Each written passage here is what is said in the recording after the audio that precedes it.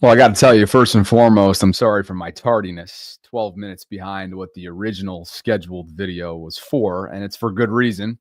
I wanted to actually start off with some gratitude tonight because as the stakes tend to get higher and as the stakes get raised in the month of January when this team is as relevant as it is right now, it tends to come with a ton of interest and engagement from you all from a viewership perspective and also just a ton of different opportunities as well with constant outreach. We have massive giveaways coming up over the next few days.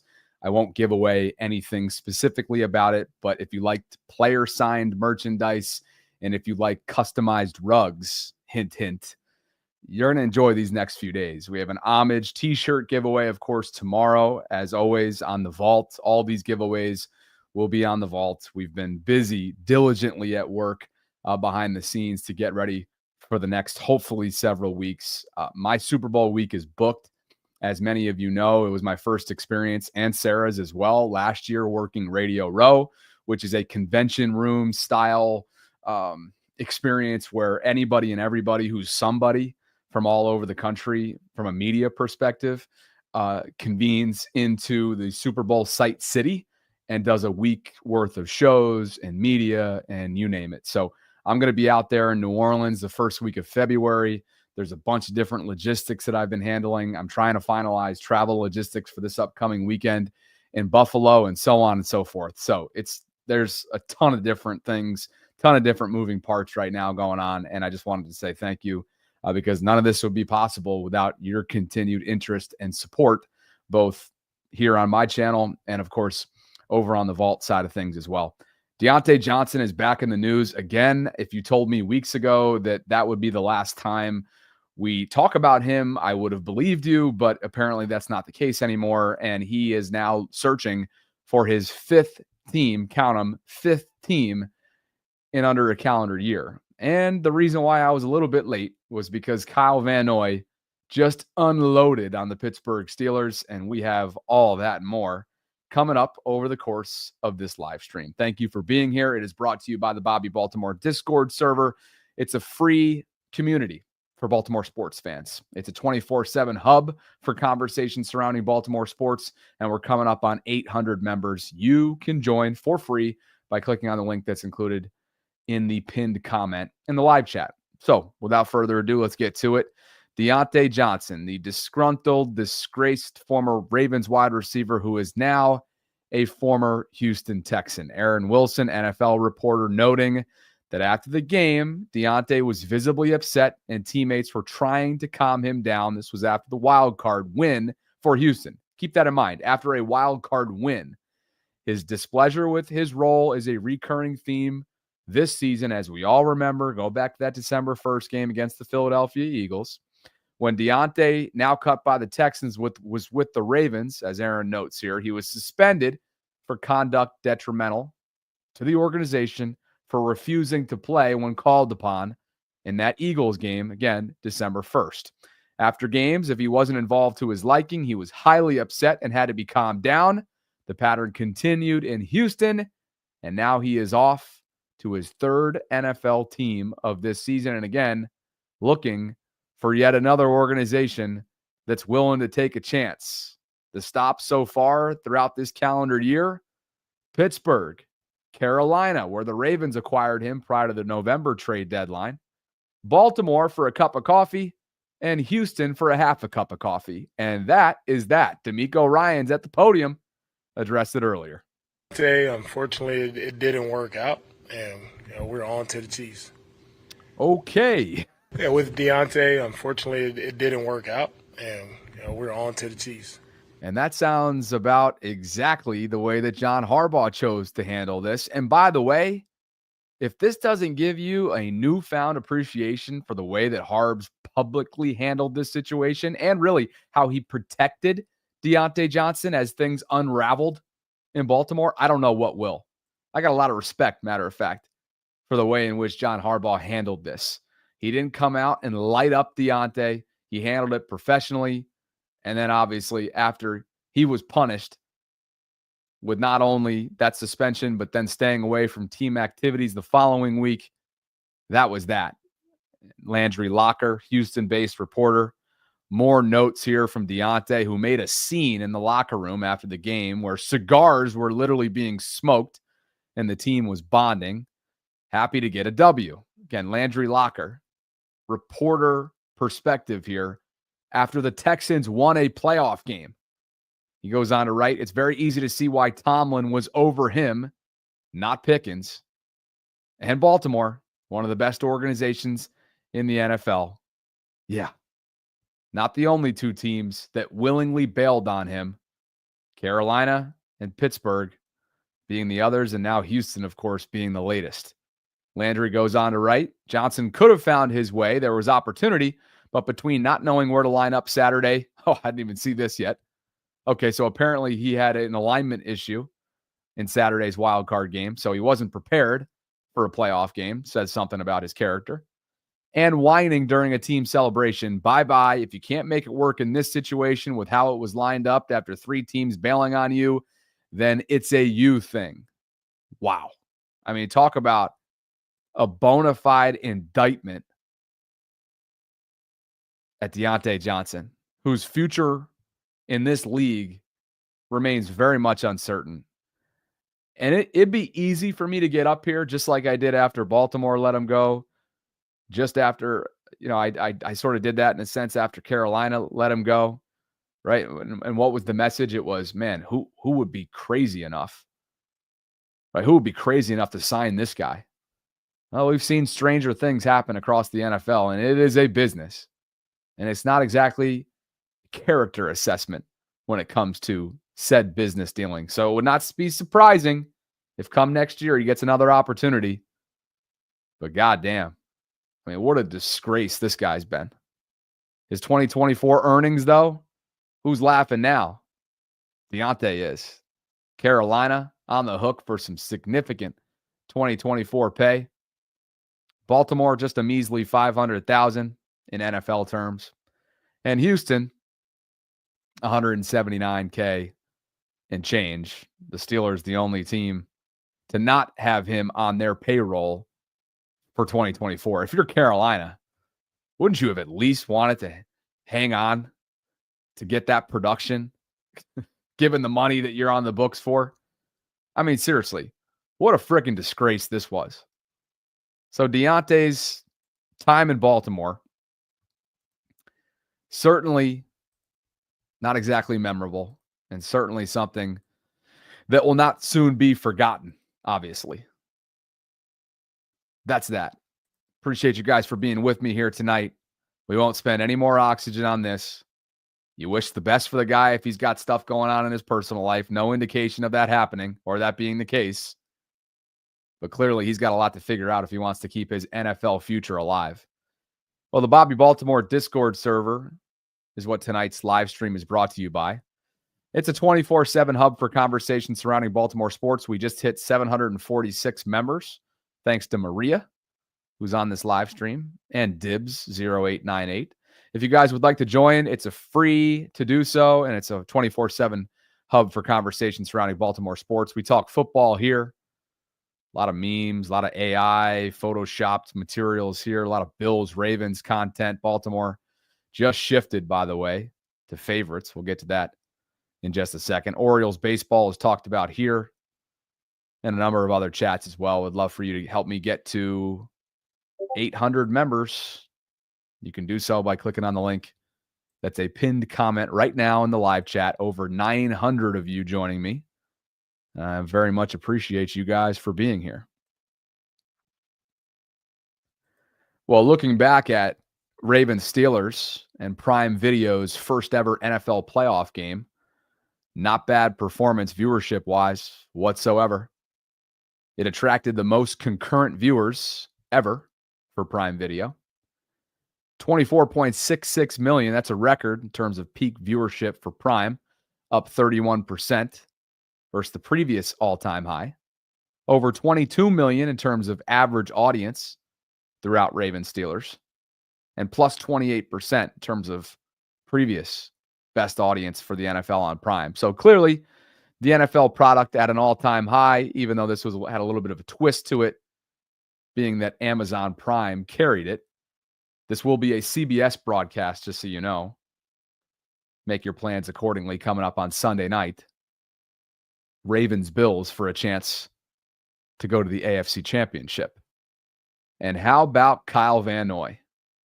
Coming off a career season for the Ravens at 33. It's year 2 for Baltimore.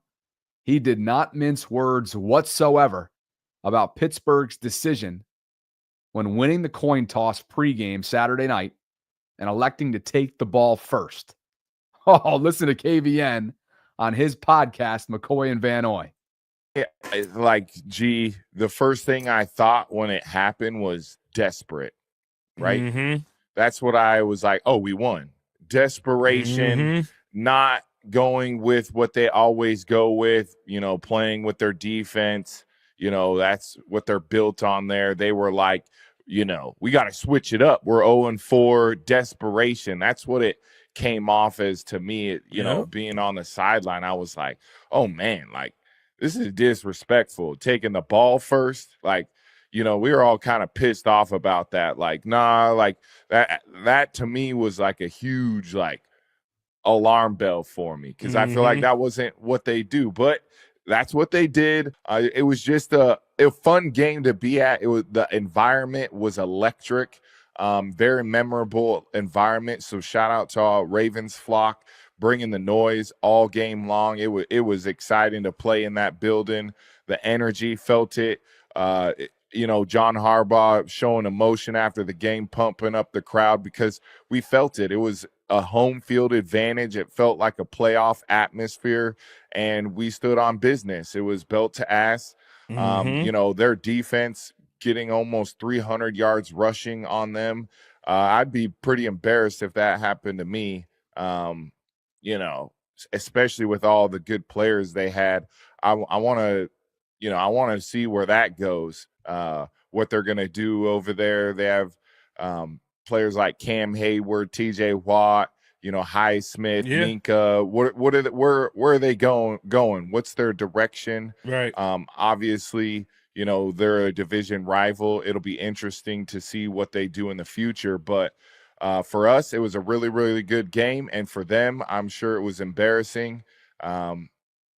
They were on the field a lot. Their defense was on the field a lot. We had a drive where we had, I believe, 13 plays that we just ran the ball. That was just bully ball at its finest. People are going to be like, what we were going to do without Zay? Well, we got to the point where they were putting in goal line against us. That's what it was. Yeah. It was 9-on-7, G. We running the ball. They know we running the ball. Stop me. Talk to him, KVN. A snippet from his recent episode, courtesy of Yahoo Sports. And that is, again, McCoy and Van Noy. You can go check that out in full. It just dropped across their platforms. But you heard it. He unloaded on Pittsburgh's decision. And I should say Pittsburgh's decision to take the ball first on Friday night. He referred to it as desperate, disrespectful, and embarrassing that the Steelers' defense allowed nearly 300 rushing yards to be hung. Quote, the first thing I thought when it happened was desperate. This is disrespectful. We were all kind of pissed off about that. We stood on business. It was belt to ass or arse. Their defense getting almost 300 yards rushing on them. I'd be pretty embarrassed if that happened to me. Days removed from the bitter rivalry that is Pittsburgh, Baltimore, and KVN, almost as if he's ready to suit up right now, or as if he was an hour removed from that game. If this guy isn't sipping from the fountain of youth, if this guy isn't the perfect fit for Baltimore's puzzle piece defensively, I don't know who or what would be. What a tremendous year he has given them, back-to-back years. He hits the double-digit career sack mark. An incredible savvy, right, and veteran experience that he's brought to an otherwise relatively young defensive front. So I figured you guys would appreciate that one, and that's why I was a little bit behind on getting this live stream going. And for Pittsburgh, this comes just a day removed from Dan Orlovsky watching the tape and referring to it as tough a Steelers tape as he's ever seen. Mike Tomlin, course, winless in the postseason. Last win came in January of 2017 following the 2016 season. And now the longest tenured head coach certainly feels probably, I'm sure, very uncertain. Maybe not about his job security, but about what the imminent future is for the Pittsburgh Steelers, who appear to be going nowhere fast and certainly have some decisions to make for the future at their quarterback position. Will Russell Wilson be their guy next year? Will Justin Fields stick around? Will they retool through the draft? Lots of question marks going into the 2025 offseason for the Pittsburgh Steelers. Well, the line has shifted. The Ravens are now a 1-point favorite at the Bills for the upcoming divisional game in Buffalo. The Bills have never been an underdog in their previous 18 home playoff games since entering the NFL in 1970, according to ESPN stats and info, and as provided here by Jamison Hensley. Look, they're unbeaten at home. The Ravens are trying to hand them their first loss at home this year. And from a Ravens perspective, one streak that you may or may not be aware of is the fact that the Ravens are unbeaten when Rashod Bateman scores a touchdown. And he brought in 9 of those this year. 9 touchdown catches for Rashod Bateman, over 650 yards receiving. It was a breakout regular season for Bate. One of the many reasons why he's had a chance to kind of garner a little bit more national exposure. He joined the Nightcap show last night with Shannon Sharp and Ocho Cinco and talked about what it's like playing with MV3. Obviously, you expect the ball 1, 2, 3 ball might come out. 1, 2, 3, 4, 5 ball might come out. But you have to stay alive. That's Lamar Jackson out there. And he can extend the play 3 seconds to 5 seconds to 8 seconds to 10 seconds. And on that first touchdown run, that first touchdown pass, that is exactly what happened. He was able to extend. You start one way and then come back. Tell us, what is your thought process when you leave the huddle? Okay, they call a play. Ready, break. And you leave the huddle. What's going through your mind? You better be in shape. You better be in shape, brother. You better be in shape, man. That's why it's important. It's important to be on the field and be able to get those reps in with Lamar, man, because he the type of quarterback, man, you gotta it take practice, it take rhythm. Stay alive. You stay alive to learn how to, play like that, because, it ain't easy, bro. It ain't easy, man. A lot of people can't even relate to that type of ball. So, it's tough. Do you guys practice that? Because sometimes a scramble drill. Do you guys do they allow him to keep the ball? Because a lot of times we didn't do that. After certain things, that coach will just blow the whistle. But you really can't blow the whistle because it's so hard to get his ass on the ground. And so you really have to stay alive for at least 5 seconds. Maybe Coach Harbaugh don't even blow the whistle till the whistle get to 7 to 10 seconds, because you got to stay alive, because they're not getting him down within the first 3 seconds. That ain't happening. Yeah, I would definitely say when we be practicing hard, definitely let the play go about 10 seconds longer than a normal coach would, because that's about how long L can extend the play for sure. Right. Yeah. Great to see Rashod Bateman getting some national love from the guys at Nightcap, and you see the quote and you just heard it as well. You better be in shape, brother. It ain't easy, man. A lot of people can't even relate to that type of ball. When we be practicing, Harbs definitely lets the play go about 10 seconds longer than a normal coach would. And my, oh my, what were the big questions going into this offseason? How could Rashod Bateman and Lamar Jackson find consistent chemistry together? Well, those questions are long over. They have found it. Rashod has been healthy, and that to me is probably the biggest factor in all of this. It's Rashod stacking 2 healthy seasons in a row. The Ravens decided to extend him on a very team-friendly contract this offseason. Rashod ain't going anywhere. He'll be here for the imminent future. And now Eric DeCosta and company looking as if they're just magician-like for getting out in front of that, hoping and praying and investing in Rashod, albeit, again, not exactly a lucrative extension. That's looking mighty lucrative right now, just in terms of what they're getting in return. The ROI through 1 year of investing in Bate certainly should be talked about. And he made sure to talk about who he feels like is worthy of his third MVP, and that is QB1 in Baltimore. Speak to our audience, man, and myself also, and let us and Unc know why you believe Lamar Jackson is the MVP.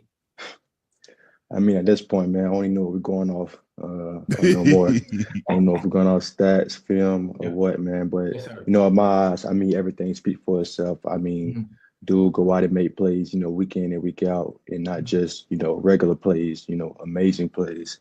I mean, the stats are there. I mean, you turn on the film, he jump out. It ain't even just about the numbers. At this point, it's just, what I'm saying, you can't deny that Lamar Jackson is on the field no matter who on the team. So, I mean, I ain't the judge, but hey, what I'm saying? I definitely think it's, MV3 year. Rashod giving some love to Lamar. Ballots were due last Wednesday. Announcements will be, of course, the first week of February at the NFL Honors event in New Orleans.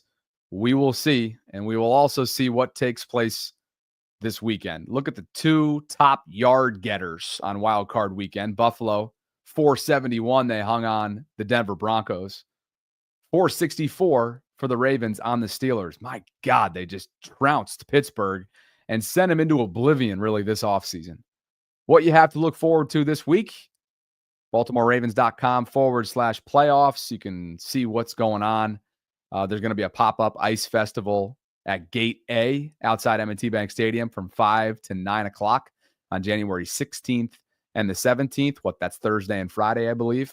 The 16th through the 18th, there's going to be a pop-up flock shop also at Gate A. On the 16th and the 17th, it's 10 a.m. to 9 p.m. And on the 18th, which is Saturday, it's 10 a.m. to 7 p.m. Those are your hours. Car stenciling, Lot B, M&T Bank, 5 to 9 p.m. on the 16th and 17th. And January 17th, which is a Friday, the Purple Friday Fuel Up will be at Jimmy's Seafood from 5:30 to 10 a.m. There's going to be a Baltimore County pep rally at the Patriot Plaza in Towson.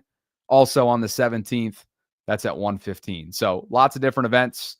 Obviously, Sarah and I will have week-long coverage and a ton of giveaways coming up as well, which we're pretty fired up about that I teased off the top. If you like player merch, if you like customized designed rugs, if you like homage t-shirt giveaways with Ravens gear on them, you're going to enjoy what's coming up this week. Guest lines are open. There's a access link that's a pinned comment right now in the live chat. If you're in the Twitter space and there's 600 plus of you out there on Twitter right now and you want to join the program on a more interactive basis, come on and pop on. The waiting room is already stacked. Let's get your thoughts on this Tuesday leading into divisional round weekend. I appreciate you guys for being here. We'll go Taz first, then Chef second. Please like the video, guys, on your way in. Subscribe to the channel if you haven't already done so, and hit that notification bell so you can be notified of when we're dropping our daily live content. Let's get to it. Over 1,400 of you concurrently joining. I know Taz is the man of the hour. He likes a good audience. He likes a good crowd. He's got exactly that tonight. What's going on, brother? Happy New Year. Happy New Year, Bobby, man. How you doing? Flock Great to see Nation, you as what's always. going I know you on, got a y'all, sermon. man? I know you got a sermon on your mind tonight. What you got for us? Actually, man, you know what, Bobby? I wanted to speak a little bit about the MVP thing. It's something that's been on my mind for a while, right? See, I remember back around trade deadline time when Buffalo, they acquired Amari Cooper. And I remember, a lot of newscasters and a lot of, sports analysts were talking about, oh, that's the move for them. They got a go-to guy, how Josh Allen didn't have really a go-to receiver. Now he's got a go-to receiver, a veteran that can, make 50-50 plays and can run any route on the route tree and got sure hands. But up until Zay Flowers became our first Pro Bowl wide receiver that was drafted by us, I haven't heard nobody say anything about our wide receiver weapons. It was always a question mark about our wide receiver weapons. And now you get to the end of the season and you have Josh, who's having an MVP caliber year. Lamar clearly is having an MVP caliber year, but Josh moved in front of Lamar for a while for favor to win the MVP.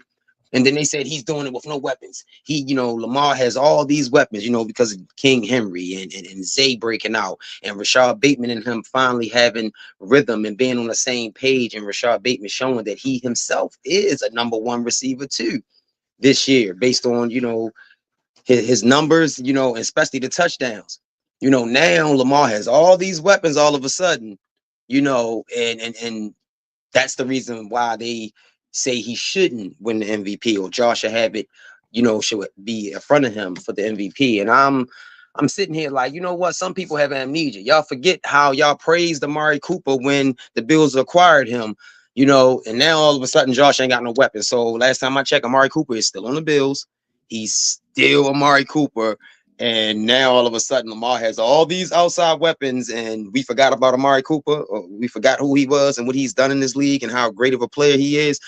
So, I'm just confused, because I would use the Derrick Henry argument to better, encourage people to think more, to how can I say, better the case for Lamar's MVP, because when you have someone that rushes for almost 2,000, and all those touchdowns and that much production, but then you still are the only quarterback in NFL history to throw for 4,000 and rush for 8. No, I'm sorry, rush for 9, because the record was the rush for 8, but he rushed for 915, I believe. So like, I believe that doesn't hurt your MVP case. That only furthers your MVP case, because you still had that much production with that much production beside you.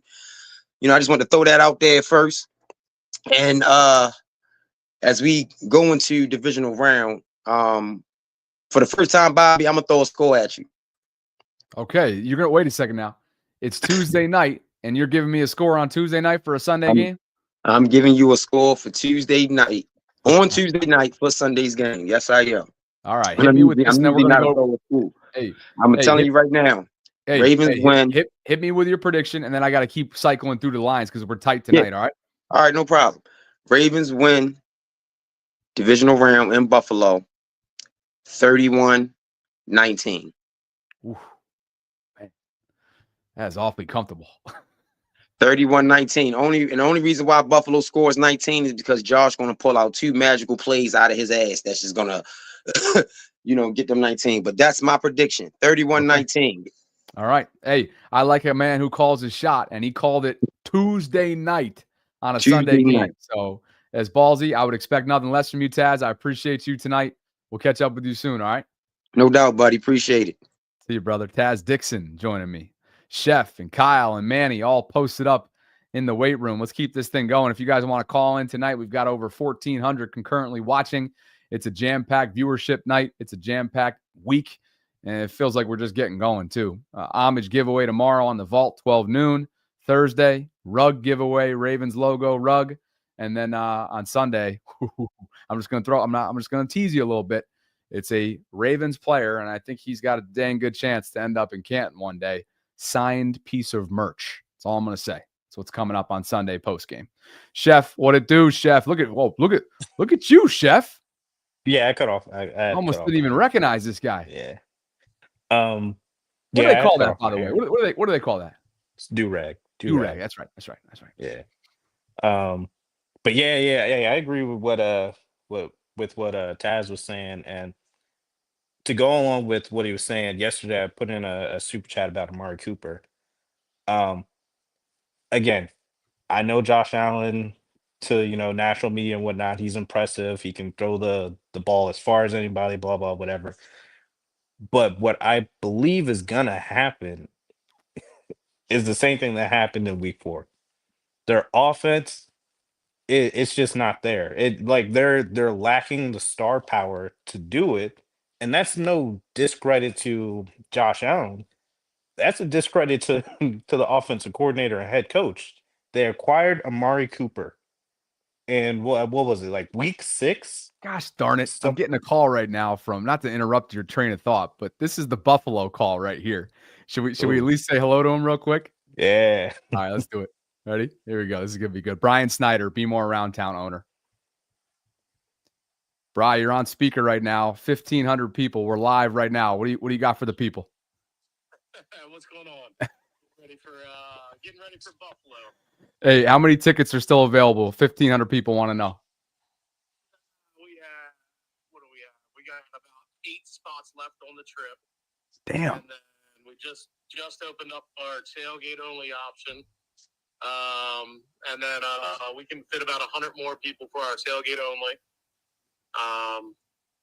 Bringing in a tent, going to throw in some heaters. Hopefully try to manage ourselves through that 9-degree weather. Beautiful. I'll call you back after the live stream. Sounds good, sir. Okay. 10, 15 minutes or so. Okay. Sounds good. Okay. Catch you. You were saying? Hey, business Bobby, man. Bobby business, man. We're basically what- trying to get travel logistics done for whether or not I'm busing or flying up. So anyway, sorry. Yeah, hey, it is what it is, man. You a big deal. I get it. But again, what I'm saying is that the Buffalo Bills offense coordinator, head coach, whatever, they have failed to get Amari Cooper, who is a star. You put Amari Cooper on any other playoff team, he's gonna show like a star. I don't know why, for some reason, he only averages about 4 targets a game. Like, they're not using him to his full capabilities, and I fully believe that's going to be their downfall against the Ravens. Because I don't know. It's just mind-boggling to me on why they can't do it. So Here's my thing, Chef. There's that angle of it as well, and then there's this that we talked about earlier today. And Dreams, what's up, Quiana? Appreciate the super chat. Who wants to tackle Derrick Henry in this shit? yeah, I mean, for those of you, forget we're not on the vault. Sometimes I say, for those of you in the audio only space, there's nobody on the vault. We're not on the vault right now. Too many shows to do on a daily basis. So at 12 noon, there's going to be snow showers, 20 degrees. So it's going to feel like it's probably like in the legitimate single digits. And then at 6 o'clock, 30 minutes before kickoff, 18 degrees, still some precipitation. And then 10 o'clock, as the game's wrapping up, 17 degrees with winds to the northwest, 10 to 20 miles an hour. Who wants to tackle Derrick Henry in that? I mean, people, nobody's Bills gonna fans wanna are do it. trying. Bills fans are trying to answer that question to me. For whatever reason, this tweet is going viral with the screenshot, and I'm getting eviscerated for asking a simple question. But I mean, here, look at the mentions. Take a look at this. I mean, why this has over 200,000 views is beyond me. Len I think the says same it hurts. question. I I think the same question would go both ways about Josh Allen, but our answer to that is Roquan. Roquan would hit anybody. He Oh, doesn't you care the already know. temperature. He doesn't care about any of that. You already know. Yeah, Actually, a Roquan, lot of Kyle people. Hamilton. You already know Ardarius Washington's coming 90 miles per hour from the backfield or from the secondary to lay a big hit on a tight end who's way taller than he is. Like it's You see something this about right that here? team. It's just Is 10 to 20 miles an hour okay enough for Tucker? Well, look, same question can be asked for Tyler Bass. Both of them have had their struggles this year at kicker. So anyway, let me get back to the guest lines, brother. I appreciate you, and we'll catch up with you again this week. Cool. Later.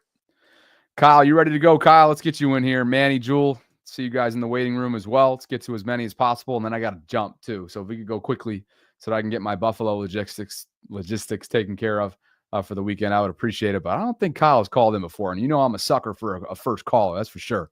Kyle, welcome in, dude. How's it going, man? What it do, big money, Bobby? Hey, for What a it second do, there, I need you to pan that camera down a little bit. I thought that was a Bill. That's a NASA logo. I thought it was a Bills logo for a half second. I got my daughter here with me, got my baby girl here with me. First time callers, Just wanted to come in and show some love, man. What's her name there? You gonna say your name? Kyler. What is it?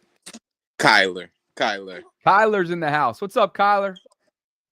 You got Kyler and Kyle. I love that duo, man. What's going on, dude? Yes, sir. Man, I just wanted to call and show some love, man. Let you know you're doing a great job, you and Sarah. I listen to y'all, get me through my day for sure. I listen to First Take first from 10 to 12, and then I do from y'all from 12 to 1:40, sometimes 2 o'clock. Y'all do the 2 hours. Yeah, I'm on to you. But yeah, I mean, I'm gonna be 100% honest with you. I feel like it's gonna get ugly. Okay. I feel like oh God, it's gonna get ugly out there. I feel like Josh is gonna have one of those games that Lamar used to have because he didn't have the weapons that he has now. So I feel like him trying to be Superman. Hold on, Snapky, hold on. I feel like once he realizes that it's not as easy or it's not the regular season, so he's not gonna be able to just be Superman all the time. I do feel like he's gonna see that. Okay, I see why Lamar is a 2-time MVP, and his first time he had Willie Snead, Miles Boykin, and Seth Roberts as his number ones, number twos, number threes. So I do feel like it's going to get spooky. I'm seeing we gave it to Derek 30 times. I see about 35-10 again this week, this time. He wants that 35-10 to emulate that week 4 matchup, don't you?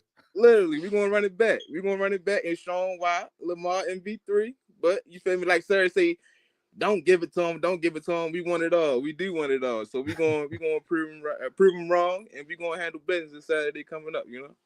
I love it. I love the optimism. I love the confidence. And hey, here's to that taking place, coming to fruition for you. It's gonna be gnarly out there. I had the weather forecast up there a minute ago. It's gonna feel like it's in the single digits.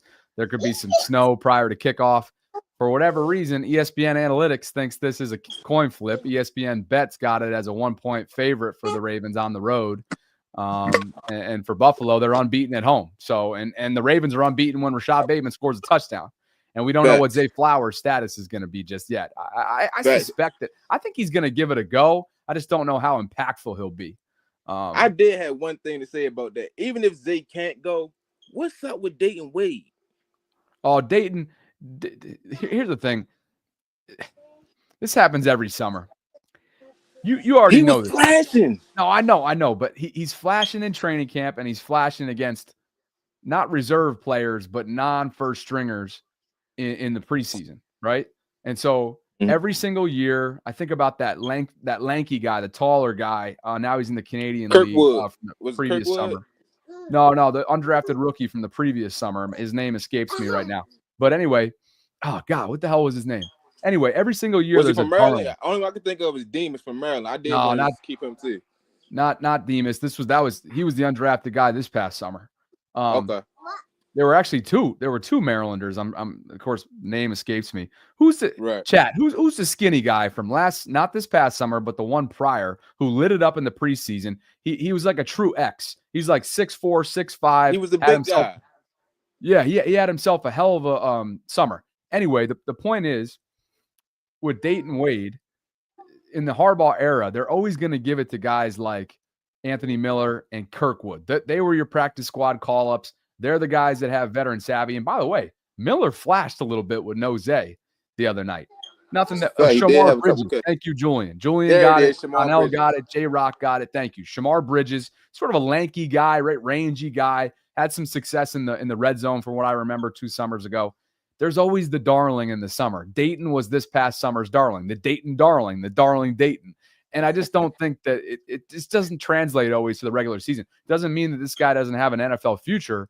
I just don't think that you should expect him to out-snap or outgain, guys that have been there, done that, like Miller and Kirkwood have. For sure. I just feel like, well, I played football my whole life. I grew up playing ball. My freshman year, I played quarterback. And I only played 1 year quarterback before that. What high school? And I feel like the best, I went to Milford Mill. Oh, nice.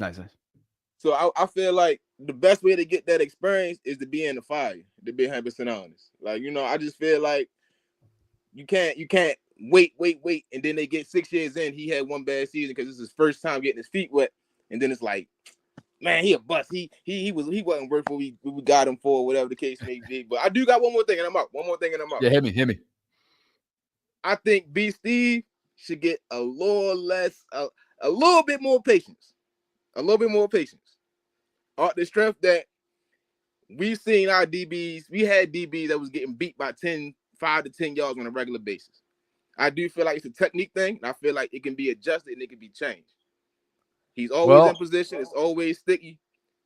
But I do feel like he deserves I give him a 1 year deal, and if it's not working out, go ahead and cut him loose.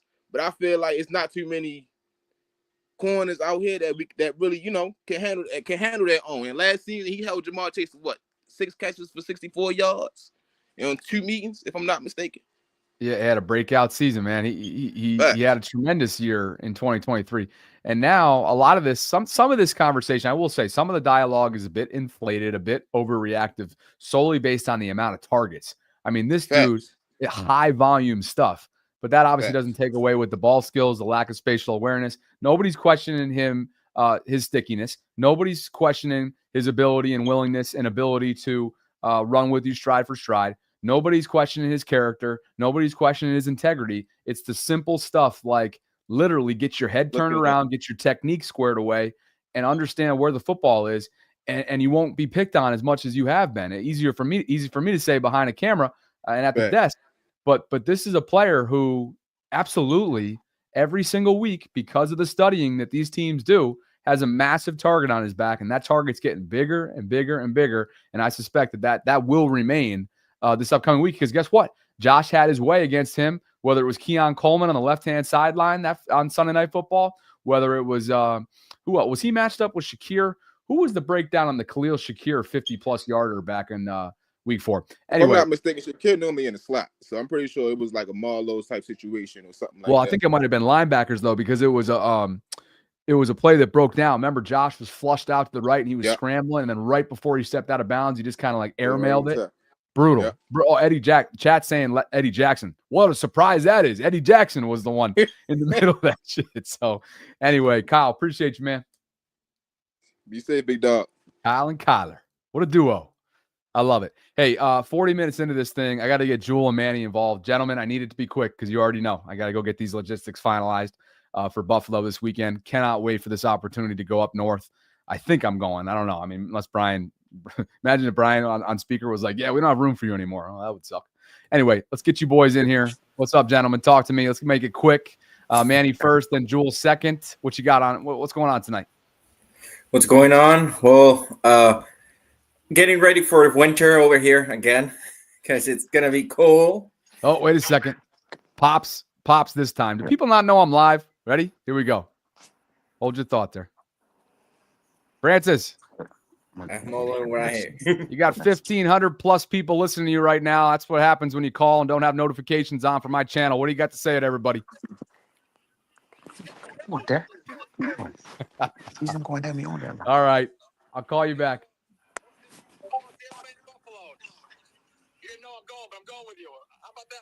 How about that? I don't know if you know he's going. He typically, he's always riding pine. He just shows up to my places. All right, I'll talk to you. He ain't showing up there without a hotel book, by the way, so I'll talk to you soon. Later. All right, man. Hey, I think, many of us are just saying it's going to be a blowout just because of the personnel we have. And yeah, it's true. It's like, look at the defensive side of Buffalo against our offensive line. Like, they don't have enough big bodies.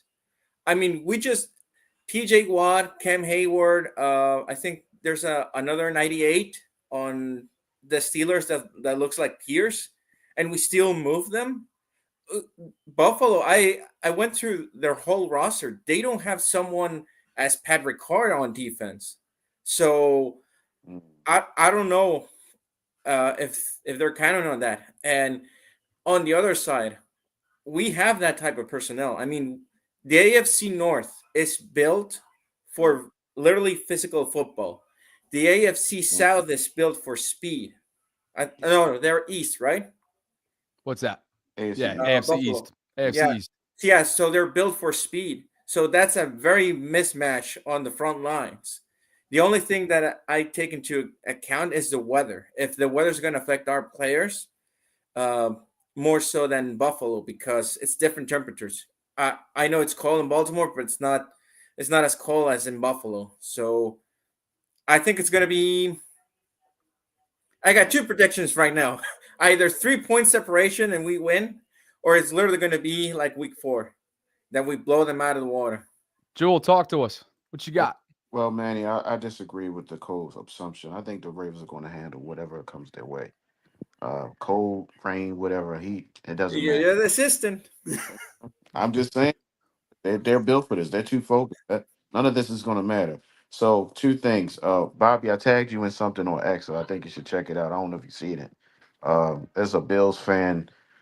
They clipped a press conference of John Harbaugh, and I think it was Jerry Coleman. I think he said something about Buffalo, and then they're trying to use that Oh, motivation or something, like trying to thinking that's all we all think or something. But you probably checked that. I already tagged you in that X. Secondly, I'll give my prediction because I know you got to go. Um, Well, my let me tell heart, you this first and foremost. Anybody, I hope you continue to tag me in things.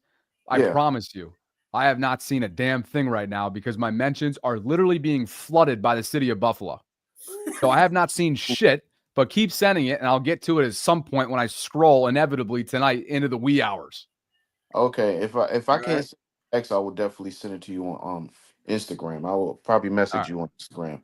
copy that. So I will make this quick because I know you got to go. My prediction. So I got two things. So my heart is saying 35-20.